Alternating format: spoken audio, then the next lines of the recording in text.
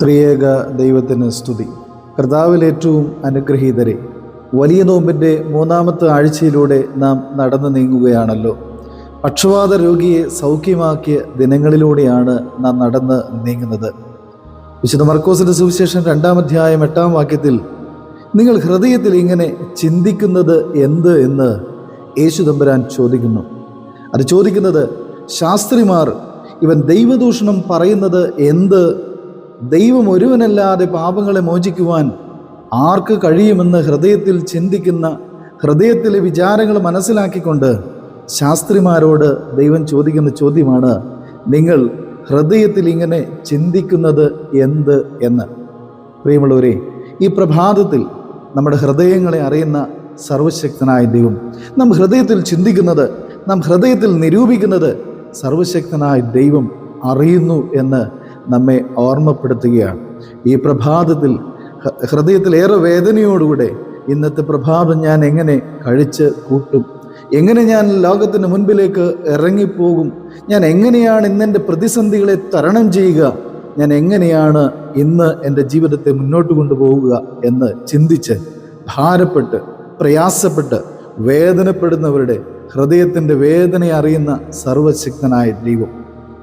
1 ശമൂവേലിൻ്റെ പുസ്തകം 1-ാം അധ്യായത്തിൽ നമുക്ക് കാണുവാൻ സാധിക്കും, ഹന്ന ദൈവസന്നിധിയിൽ നിന്ന് ഹൃദയവേദനയോടുകൂടെ കരയുന്ന അനുഭവം.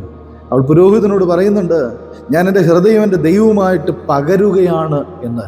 അവരുടെ ഹൃദയത്തെ വേദനയറിഞ്ഞ് ഹൃദയത്തെ കാണുന്നവനായ സർവശക്തനായ ദൈവം അവളോട് കരുണ കാണിക്കുന്നത് നമുക്ക് കാണുവാനായിട്ട് സാധിക്കുന്നു, നമുക്ക് മനസ്സിലാക്കുവാനായിട്ട് സാധിക്കുന്നു. ഹൃദയങ്ങളെ അറിയുന്ന സർവശക്തനായ ദൈവം, ആ ദൈവത്തിൻ്റെ മുൻപിൽ നമ്മുടെ ഹൃദയങ്ങളെ പകരുവാൻ നമുക്ക് ഇടയാകണം. വർഷങ്ങളായി കൂടെ താമസിച്ചിട്ട് മനസ്സിലാക്കാത്ത ഭർത്താക്കന്മാർ നമ്മുടെ കൂടെയുണ്ട്. വർഷങ്ങളായി നമ്മുടെ കൂടെ താമസിച്ചിട്ട് നമ്മെ മനസ്സിലാക്കാത്ത ഭാര്യമാരുണ്ട്. മക്കളെ വളർത്തി വലുതാക്കി ഇന്നും നമ്മെ തിരിച്ചറിയാൻ കഴിയാത്ത മക്കളാണ് നമ്മുടെ കൂടെ ഉള്ളത്. എന്നാൽ നമ്മുടെ ഹൃദയങ്ങളെ അറിയുന്ന, നമ്മുടെ ചിന്തകളെ അറിയുന്ന, നമ്മുടെ വിചാരങ്ങളെ അറിയുന്ന സർവശക്തനായ ദൈവം ആ ഹൃദയത്തിലെ വേദനകളെയും ഭാരങ്ങളെയും ചേർത്ത് പിടിച്ചുകൊണ്ട് നമ്മെ താലോടുന്ന, നമ്മെ ആശ്വസിപ്പിക്കുന്ന, നമ്മെ ബലപ്പെടുത്തുന്ന ഒരു വലിയ അനുഭവം നമുക്ക് ആസ്വദിക്കുവാനായിട്ട് കഴിയും. ഈ പ്രഭാതത്തിൽ ഈ സർവശക്തനായ ദൈവം നമ്മോട് പറയുകയാണ്. വിശുദ്ധ മത്തായി ശ്ലീഹ എഴുതിയ രക്ഷാസുവിശേഷം 11-ാം അധ്യായം 28-ാം വാക്യത്തിലൂടെ അധ്വാനിക്കുന്നവരും ഭാരം ചുമക്കുന്നവരുമായുള്ളവരെ, നിങ്ങൾ എൻ്റെ അടുക്കിലേക്ക് വരുവിൻ, ഞാൻ നിങ്ങളെ ആശ്വസിപ്പിക്കാം എന്ന് ഹൃദയവേദനയോടുകൂടെ ഇരിക്കുന്ന നമ്മോടാണ് സർവശക്തനായ ദൈവം പറയുന്നത്.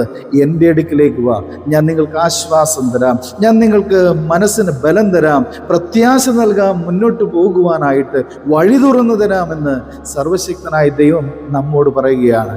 നമുക്കും ആ സർവശക്തനായ ദൈവത്തിൻ്റെ മുൻപിൽ മുട്ടുമടക്കി കുമ്പിട്ടുകൊണ്ട് അവനോട് പറയാം, എൻ്റെ ഹൃദയത്തിലെ വേദനകളെ മാറ്റി എൻ്റെ ഹൃദയത്തിലെ ആനന്ദം നൽകി എന്നെ വഴി നടത്തണമേ എന്ന് നമുക്ക് ദൈവത്തോട് കേണ് അപേക്ഷിക്കാം. ദൈവത്തിൻ്റെ കൃപയുടെ നിറവ് നമുക്ക് ആസ്വദിച്ച് മുന്നോട്ട് പോകുവാൻ ദൈവത്തിൻ്റെ പരിശുദ്ധാത്മാവ് നമ്മെ സഹായിക്കട്ടെ എന്ന് പ്രാർത്ഥിച്ചുകൊണ്ട് ഞാൻ എൻ്റെ വാക്കുകൾ ചുരുക്കുന്നു. ദൈവം നമ്മെ അനുഗ്രഹിക്കട്ടെ.